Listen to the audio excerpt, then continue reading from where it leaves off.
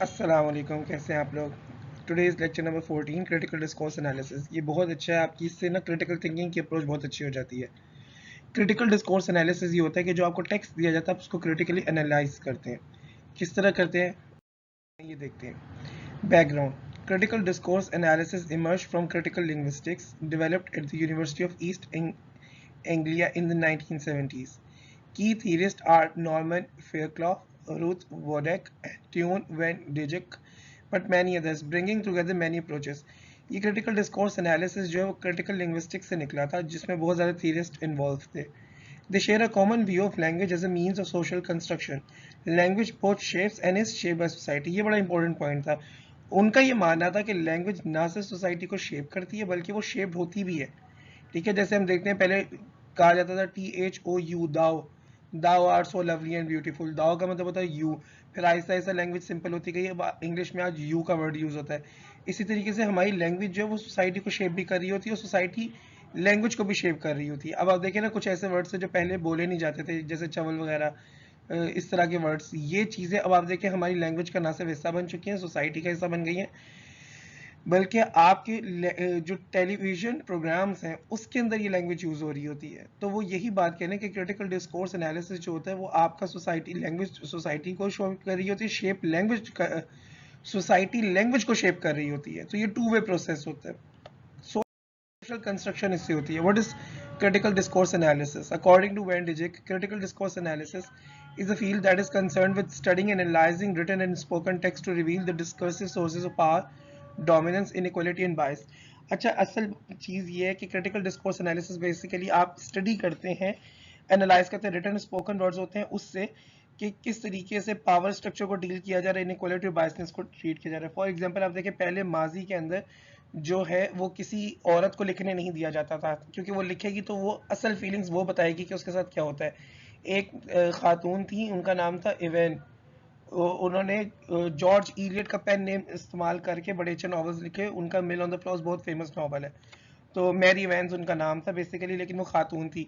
तो अब देखो ना, रिटन एक्सप्रेशन स्पोकन एक्सप्रेशन से वो वही बात कर रहे हैं कि आपने एनालाइज करना और आपने देखना कि किस तरीके से टेक्स्ट जो है वो मोटिवेट करे है किसी एक चीज़ की तरफ लोगों को। फॉर इंस्टेंस आप एक और चीज़ है कि वाइट सुप्रीमेसी को, उससे वाइट हमेशा आपको, जैसे वाइट सोचेंगे आपके जहन में सिविलाइज्ड आएगा, मैन सोचेंगे पावर आएगा, डे सोचेंगे आपके जहन में लाइट आएगी, नॉलेज आएगी। लेकिन जब आप वेमेन डार्क और ब्लैक सोचेंगे तो आपके जहन में नेगेटिव इमेजेस बनेंगे।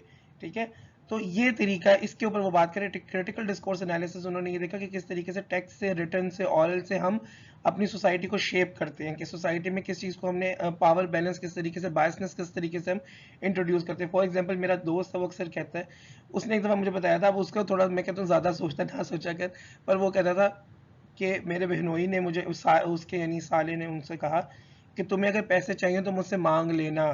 अब वो कहता है, मांग लेना का लफ्ज़ ये जाहिर करता है कि वो मुझे नीचे लगाना चाहता था। मैंने कहा ठीक है। आप ये देखें, आप ज़्यादातर इंटरमीडिएट में ना लड़कियां आती हैं और लड़कियां पास करती हैं पाकिस्तान के अंदर, लेकिन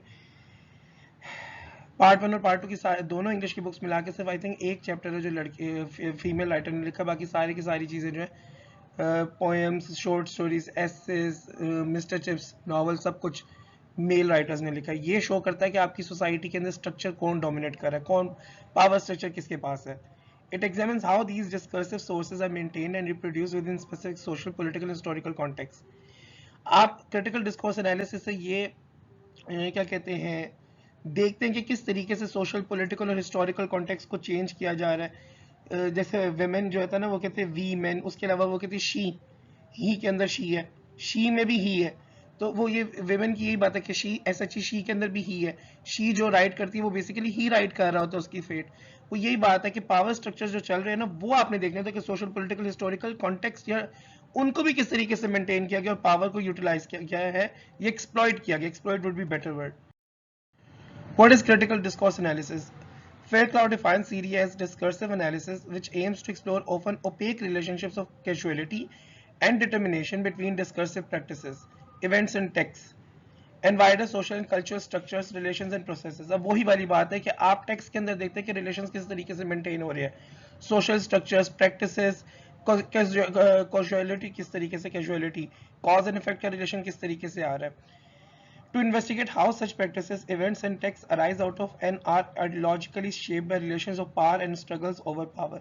और इस तरीके से हम ये देखते हैं कि किस तरीके से आइडियोलॉजिकली वो शेप्ड हो रहे हैं। अब आप देखें ना, जो विमेन राइटिंग है उसमें वो विमेन अपना पॉइंट ऑफ व्यू देती है और वो मेल अगेंस्ट बहुत नजर आता है। क्यों? क्योंकि उनको लगता है कि उनके सारे राइट जो है वो मेल्स की वजह से उनको नहीं मिल सकते। Foucauldian discourse analysis is based on the theories of Michel Foucault. ये मिशेल फूको है। मिशेल फूको का जो डिस्कोर्स एनालिसिस है वो इस पर आता है। उसकी जो थ्योरी है is a form of discourse analysis focusing on power relationships in society as expressed through language and practices. Michel Foucault ये कहता है कि नॉलेज पावर पैराडाइम देते हैं, पावर नॉलेज। वो कहता है जिसके पास पावर है वही नॉलेज प्रोड्यूस करता है, ये जहन में रखिएगा आप। अब वो कहता है क्योंकि मेल के पास पावर है इसीलिए मेल जो है ना, वो कहती है, I think Michel Foucault female writer है, वो कहती है कि मेल के पास पावर है ना तो वो सारा नॉलेज वही प्रोड्यूस करता है और फीमेल की वॉइस को दबा देता है। Foucault suggests the following questions for CD of the text. Who is doing what to whom?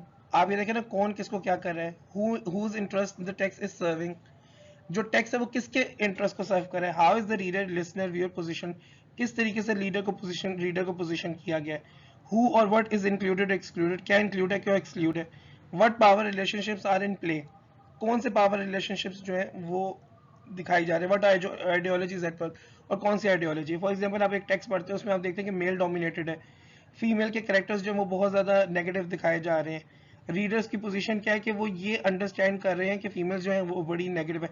आप देखें ना हमारे इंटरमीडिएट के अंदर बड़े तरीके से उन्होंने ऐसे टेक्स्ट डाले हुए जैसे बटन बटन है, विमेन की साइकोलॉजी को उसमें डिस्कस किया गया। फिर उसके बाद हीट लाइटनिंग के अंदर विमेन को किस तरह पोर्ट्रे किया गया है, शी इज हिस्टेरिकल और समथिंग। और उसके अलावा एक प्ले हमारा डाला हुआ फर्स्ट ईयर के अंदर है जी, a visit to a small plant, उसमें वो एब्सेंट माइंडेड का वर्ड अपनी वाइफ के लिए यूज करता है। तो ये चीजें शो करती हैं कि किस तरीके से क्रिटिकल डिस्कोर्स एनालिसिस हमारे पावर स्ट्रक्चर मेल सोसाइटी की तरफ इंक्लाइंड है। वो सारा आपको हमारे स्ट्रक्चर हमारे सिलेबस में नजर आता है बकायदा।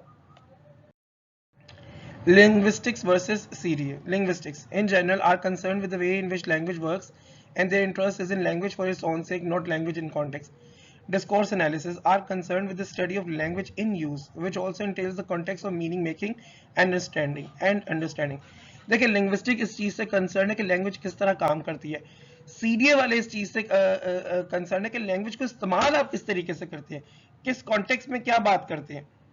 Critical discourse analysts are interested in the way in which language and discourse are used to achieve social goals, and in part this use plays in social maintenance and change. देखिए CDA वाले जो है ना critical discourse analysis वो इस चीज को भी देखते हैं कि लैंग्वेज किस तरीके से डिस्कोर्स बनाती है और डिस्कोर्स किस तरीके से लैंग्वेज को आगे पोर्ट्रे करते हैं जिससे आप सोसाइटी बनाते हैं। आप देखिए हमारे जो भी टेक्स्ट आता है वो विमेन, अब एक हमारे ना बहुत बड़ा इशू है। अब आप देखिए हमारे मॉर्निंग शोज वगैरह जितने हैं वो विमेन सेंटर्ड है, उसमें मेल की कोई बात ही नहीं होती, ना कोई पोजीशन होती है कि मेल के साथ क्या इस सोसाइटी में हो रहा है। लेकिन हमारे जो टेक्स्ट है ना, आप देखिए टेक्स्ट से सारा जो मटेरियल है सिलेबस के अंदर कंटेंट जो लिखा जाता है वो सारा मेल डोमिनेटेड है। तो हमारे यहाँ तो एक बड़ा मिक्स्ड अचार बना हुआ है। Fairclough's model. Looking at language as discourse and social practice, someone cannot analyze the text only, not just analyze the process of production and interpretation, but also analyze the text processes and their social conditions. Fairclough distinguishes three stages of critical discourse analysis as description, interpretation and explanation. अब Fairclough ने कहा है कि आप सिर्फ text को देख के एनालाइज नहीं कर सकते, उसमें क्या लिखा है आपको उसका कॉन्टेक्स्ट देखना होगा, फिर आपको समझ आएगी कि वो किस कॉन्टेक्स्ट में बात कर रहा है। उसके लिए उसने तीन स्टेजेस बताएंगे, descriptive, interpretation and explanation. Description is the stage which is concerned with formal properties of the text. इसमें आप formal properties text की देखते हैं, स्टाइल क्या है, टोन क्या है, किस चीज के ऊपर टेक्स्ट किस चीज पे बात कर रहा है। Interpretation is concerned with the relationship between text and interaction. Viewing the text as the product of process of production and as a resource in the process of interpretation.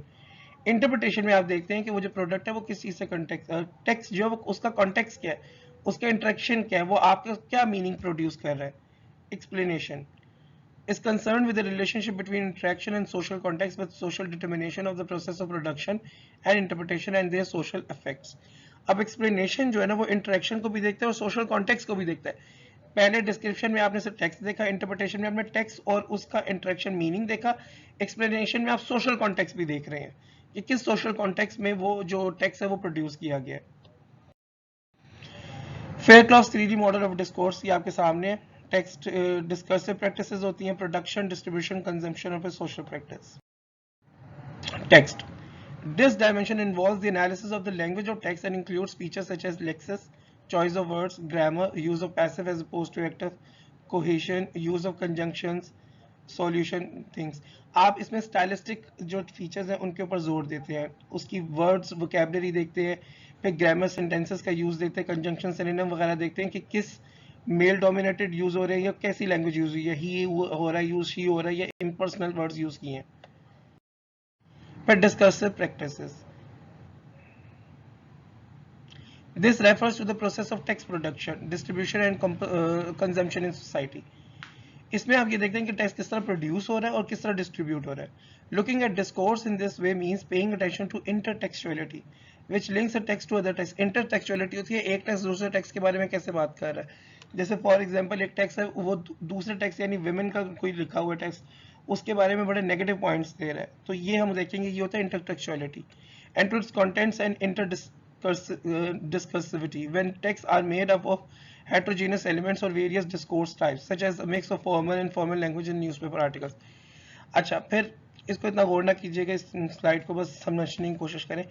आपने ये भी देखना है कि उसमें इंटर डिस्कर्सिविटी कितनी है, कि कितना ज़्यादा वो डिफरेंट डिस्कोर्सेस डिफरेंट थीम्स को साथ लेके चलता है. क्या वो सिर्फ जेंडर इक्वलिटी की बात कर रहा है, मेल और फीमेल की बात कर रहा है, क्या वो ट्रांसजेंडर को इंक्लूड कर रहा है, क्या वो एनिमल्स के राइट्स के बारे में बात करता है कि नहीं करता है. Social practice. This dimension deals with issues important for social analysis, power relations, and ideological struggles that discourses produce, challenge or transform in some ways. ये जो होता है ना, ये सोशल प्रेक्टिसेस को डील करता है कि सोशल एनालिसिस करें. पावर रिलेशन कैसा है सोसाइटी के अंदर, मेल फीमेल का रिप कौन रहा है, किस रिलेशन में आके लिख रहा है. फिर आइडियोलॉजिकल स्ट्रगल्स कैसे चल रहे हैं. देखिए ना, हमारे फेमिनिज्म को बड़ी बुरी तरीके से मार पड़ी है, क्योंकि जिन खवातीन को फेमिनिज्म को लीड करना चाहिए वो लीड ही नहीं करती.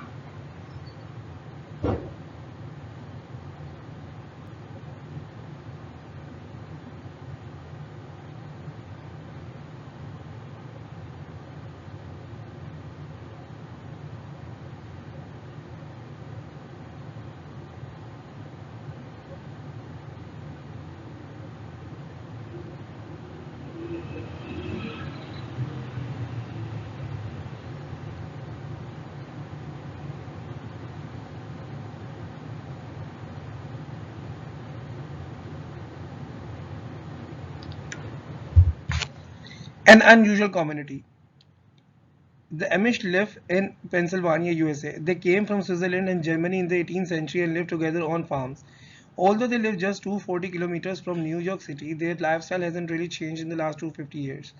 They have turned their backs on modern materialism, cars, high technology, video specs, machines, etc. And there are very strict rules which they all have to follow. अब एक सोसाइटी का बताया जा रहा है, ये एमएस सोसाइटी, इन्होंने माइग्रेट किया 240 किलोमीटर्स न्यूयॉर्क सिटी के दूर रहते हैं, लेकिन फिर भी ये मटेरियलिस्ट नहीं है. ये अपने आप को हाई टेक्नोलॉजी इस तरह की चीज़ों से दूर रखते हैं और कुछ रूल्स हैं उसको फॉलो करते हैं. They cannot use electricity, so they have to use oil lamps to light their houses. They are allowed to use banks and go to the doctors, but they cannot have phones in their houses. They use horses for transport because they are not allowed to fly or drive cars or tractors. Then they can play baseball and eat hot dogs, but they cannot have TVs, radios, carpets, flowers, or photos in their houses. Although the Amish don't have churches, they are very religious. अब ये देखिए, बहुत सी चीज़ें जो normal हमारी modern society में allowed है, उनको अलाउ नहीं है. सोशल प्रैक्टिसेस क्या है. Are the Amish typical American people. Why, क्या वो टिपिकल अमेरिकन है? नहीं, टिपिकल अमेरिकन नहीं है. ठीक है, अब ये देखिए, आप उनकी क्या कहते हैं क्रिटिकल डिस्कोर्स एनालिसिस करेंगे यहाँ पे. क्यों? क्योंकि क्रिटिकल एक एवरेज टिपिकल अमेरिकन जो है वो लोग तो मॉडर्न लाइफ स्टाइल है उनका, मोटरसाइकिल फ्लाई करते हैं, मोटरसाइकिल पर राइड करते हैं. In your opinion who wrote the text, an Amish or a non Amish person? Try to justify answer. अब आपके लिहाज से किसने लिखा है? ये नजर आता है कि एक रिसर्चर ने लिखा है जो कि एमिश नहीं है, उसने उनको पढ़ा है. क्योंकि टोन जो उसका अंदाज है, स्टाइल है, वो बहुत ज़्यादा थर्ड पर्सन और क्या कहते हैं ऑमनिशेंट है, और उसके अलावा वो क्या कहते हैं एब्सेंट है, वो सामने नहीं आ रहा. What do you think of the Amish after reading the text? Would you like to be an Amish? अब ये आप क्रिटिकल डिस्कोर्स एनालिसिस करेंगे. आपको क्या लगता है कि वो लोग क्या कहते हैं मॉडर्न टेक्नोलॉजी को यूज नहीं कर रहे, अप टू डेट नहीं है, तो क्या आप उस तरह रहना पसंद करेंगे? Discourse practice. Where can you find a text like this? What kind of readers is it addressed to? Is it written for Amish or non-Amish people? What is the point of the text? What is the author trying to tell? What do you remember from the Amish after reading this? ये different questions है जो आपके जहन में आते हैं, और इनका आंसर जब आप करेंगे तो ये डिस्कोर्स प्रैक्टिसेस होंगी कि टेक्स्ट किसने लिखा, क्यों लिखा, किन लोगों के बारे में लिखा गया, और वो कैसे लोग हैं. जो उसका पॉइंट ऑफ व्यू है ना, वही आप डिस्कोर्स एनालिसिस समझें. What do you know about New York or the USA? The Amish live near New York. Are they really in an unusual community? How does the author of the text try to show us that they are unusual? आप ये भी तो देखें ना कि वो अगर उन्हें अनयूजुअल कह रहे हैं तो किस तरह, क्योंकि न्यूयॉर्क चूंकि हमें पता कि किसी को नहीं पता, तो फिर उसे एक्सप्लेन, उसे रिसर्च करनी पड़ेगी कि न्यूयॉर्क की लाइफ कैसी है, और वहाँ रहने वाले आमिश जो है वो अनयूजुअल क्यों है, क्योंकि वो न्यूयॉर्क सिटी जो इतनी मॉडर्न है, हाईली टेक सिटी है, उसके करीब रहते हैं, पर उनकी लाइफ जो है वो बहुत ज़्यादा ट्रेडिशनल है. Textual practice. टेक्सचुअल प्रैक्टिस किस तरह आप करेंगे? What linking words connect the following ideas in the text? ये आइडियाज किस तरह टेक्स्ट में आपने कनेक्ट किए? Living near New York, lifestyle of the Amish, using banks and going to the doctors, having phones, playing baseball and eating hot dogs, having TVs, radios, carpets. अब देखिए ये ideas उसने ट्रेडिशन वर्सेस मॉडर्निटी को उसने यहाँ पे text से किया. आप जब इन आइडियाज को पढ़ते तो आपके जहन में एक बड़ी क्लियर कंट्रास्ट क्रिएट हो जाता है इन दोनों के दरमियान में. Having churches, being very religious. Are the ideas on both sides presented as paradoxical or contradictory? ये वही वाली बात है कि कंट्रास्ट के तौर पे आइडियाज क्या पेश किए जा रहे हैं. Look for examples in the text containing the verb can or cannot. Where can the image do?